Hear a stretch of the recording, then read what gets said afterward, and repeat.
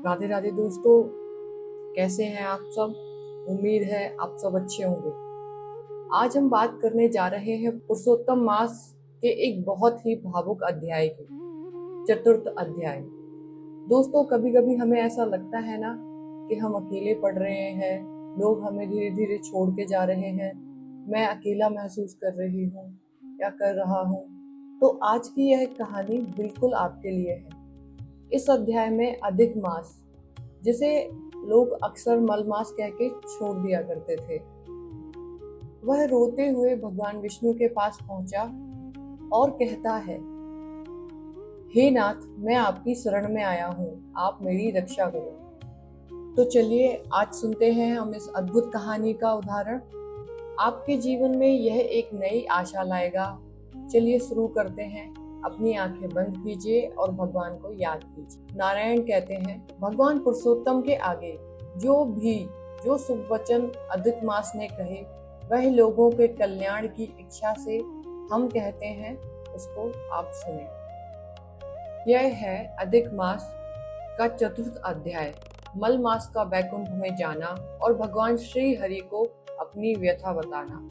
इसके बाद भगवान श्री नारायण बोले, हे नारद, भगवान श्री हरि ने जो शुभ वचन अधिक मास से कहे हैं, वह लोगों के कल्याण की इच्छा से हम तुम्हें कहते हैं, तुम सुनो। वैकुंठ लोक में भगवान की अनेक प्रकार से स्तुतियां और बारंबार नमस्कार करने के पश्चात अधिक मास ने भगवान से करबद्ध होकर निवेदन किया, हे नाथ, हे कृपानिधि, हे हरे, मेरे से जो बलवान है, उन्होंने यह मलमास है ऐसा कहकर उस दीनहीन को अपनी श्रेणी से निकाल दिया है। मैं आपकी शरणागत हूँ। वलिष्ठ लोग मुझे मलमास कहते हैं और मेरा निरादर करते हैं। मुझे स्वामी रहित और मलिन कहकर शुभ कर्मों के निमित्त मेरा त्याग किया हुआ है।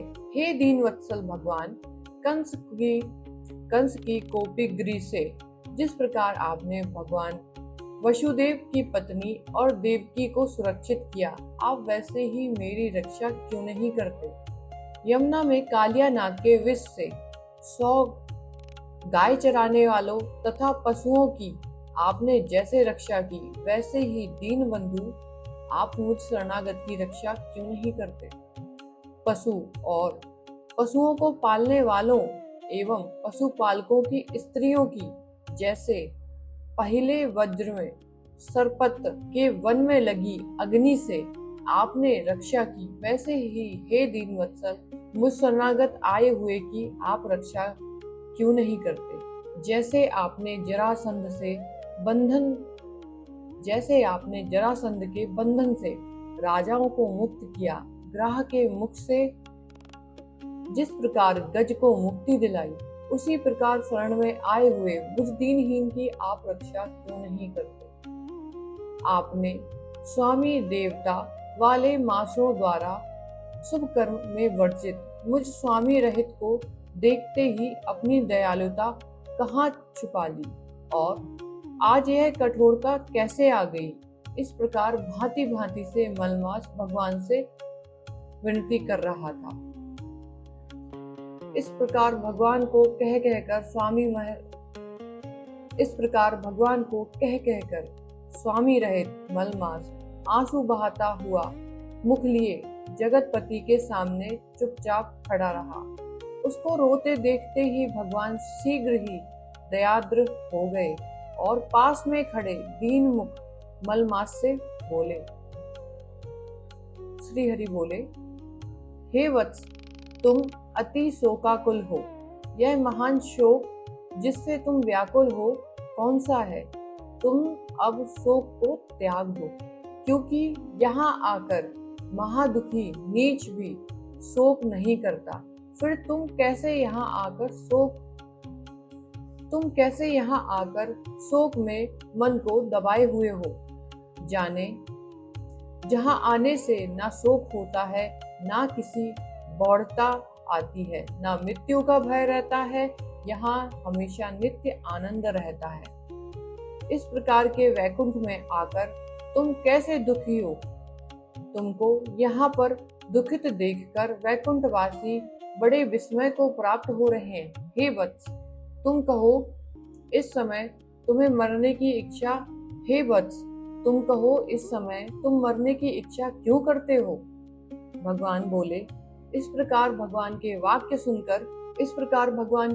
सुनकर बोझा लिए हुए आदमी जैसे बोझा रखकर श्वास पर श्वास लेता है, इसी प्रकार श्वास लेकर अधिमान मधुसूदन से बोला, अधिक मास, हे भगवान, आप सर्वव्यापी हैं, आपसे अज्ञात कुछ नहीं है। आकाश की तरह आप विश्व में व्याप्त होकर बैठे हैं। आप चर अचर में सब में व्याप्त हो। आप सर्व साक्षी और विश्व दृष्टा हो तथा निरंजन निरंकार रूप में सब प्राणी आप में ही निवास करते हैं। हे जगन्नाथ, आपके बिना कुछ भी नहीं असंभव है। क्या आप मुझ अभागे के कष्ट को नहीं जानते? तथापि हे नाथ, मैं अपनी व्यथा को कहता हूँ। जिस प्रकार मैं दुख जाल में घिरा हुआ हूँ, वैसे दुखित को मैंने ना कहीं देखा और ना ही सुना है। क्षण, निमेष, मुहूर्त, पक्ष, मास, दिन और रात सब अपने अपने स्वामियों के अधिकारों से सर्वदा बिना भय के प्रसन्न रहते हैं। मेरा ना कुछ नाम है, ना मेरा कोई अधिपति है और ना ही मुझे कोई आश्रय है। अतः क्षणाधिक समस्त स्वामी वाले देवों ने शुभ कार्य से मेरा निरादर किया है। यह मलमास सर्वदा त्याग कर अंधा है, गर्त में गिरने वाला है, ऐसा कहते हैं सब मुझसे। इसी कारण से मैं मरने की इच्छा करता हूँ। अब जीने की इच्छा नहीं है। नित्य जीवन से तो मरना ही उत्तम है। जो सदा जला करता है वह किस तरह सो सकता है? हे महाराज, इससे अधिक मुझको और कुछ नहीं कहना है। वेदों में आपकी इस तरह प्रसिद्धि है कि पुरुषोत्तम आप परोपकार प्रिय हैं और दूसरों के दुख को सहन नहीं करते हैं। आप अपना धर्म समझकर जैसी इच्छा हो वैसा करें। आप प्रभु महान हैं। आपके सामने मुझ पर पारम को घड़ी घड़ी कुछ कहते रहना उचित नहीं है। मैं मरूंगा, मैं अब नहीं जीऊंगा, ऐसा पुनः पुनः कहकर वह अधिक मास, हे ब्रह्मा के पुत्र, चुप हो गया और एकाएक श्री विष्णु के निकट गिर गया। तब इस प्रकार गिरते हुए मलमास को देखकर भगवान की सभा के लोग बड़े विस्मय को प्राप्त हुए। भगवान नारायण बोले, इस प्रकार कहकर चुप हुए अधिक मास के प्रति बहुत कृपा भार से अववसन हुए। भगवान श्री कृष्ण मेघ के समान गंभीर वाणी से चंद्रमा की किरणों की तरह उसे शांत करते हुए बोले, हे विप्रो, वेद रूप ऋषि के आश्रित नारायण का पापों के समूह रूप समुद्र को शोषण करने वाला वड़वा नल अग्नि के समान वचन सुनकर प्रसन्न हुए नारद मुनि पुनः आदि पुरुष के वचनों को सुनने की इच्छा से बोले। यहाँ पर चतुर्थ अध्याय समाप्त होता है। सच कहूँ, यह कहना सिर्फ अधिक मास का नहीं है, यह कहना हर उस इंसान का है जो कभी कभी जीवन में अकेला या छोटा महसूस करता है। भगवान का संदेश बहुत सरल है। जो मेरी शरण में आता है उसे मैं कभी नहीं छोड़ता, चाहे दुनिया उसे मल ही क्यों ना कह दे, मैं उसे पुरुषोत्तम बना देता हूँ। हम सब कभी ना कभी उदास होते हैं, कभी लगता है हमारी कोई नहीं सुन रहा, लेकिन दोस्तों विश्वास रखें, भगवान हमेशा आपके साथ है। अगर आज की यह कहानी आपके दिल को छू गई है तो हमें लाइक करना और सब्सक्राइब करना और दोस्तों के साथ शेयर करना ना भूलें।